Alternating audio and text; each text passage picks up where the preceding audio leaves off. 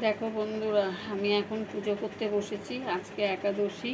আজকে আমরা কি খাবো সেটা আমি তোমাদের সঙ্গে শেয়ার করব, তোমাদের দেখাবো। তার আগে তোমাদের একটা কথা বলে দিই বন্ধুরা, আমি আজকে একটুখানি বেরোবো বিকেলবেলায়। তা তোমার আমি এই ব্যাগটার মধ্যে গোপালের টাকা জমাই।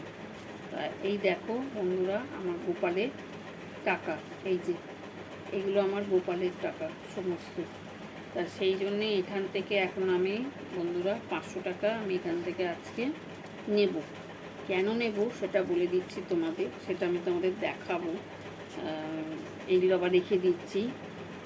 তা এখানে কত টাকা আছে আমি এখন বলছি না, পরে আমি তোমাদের বলবো কত টাকা আছে।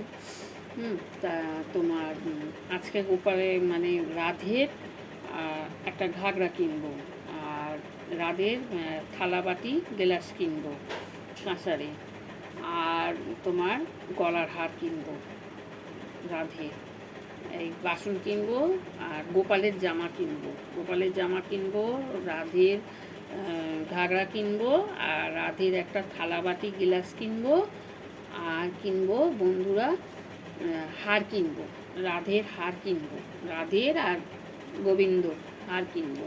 তা সেই জন্য দেখছি 500 টাকা নিয়ে যাচ্ছি, যদি না হয় তাহলে আমার থেকে আবার আমি দিয়ে দেবো। এটা আমি 500 টাকা এদের থেকে নিচ্ছি। ঠিক আছে বন্ধুরা, এবার আমি কি নিয়ে আসবো আমার রাধের জন্য, গোপালের জন্য, আমি সেটা তোমাদের দেখাবো। ঠিক আছে বন্ধুরা, রাখছি।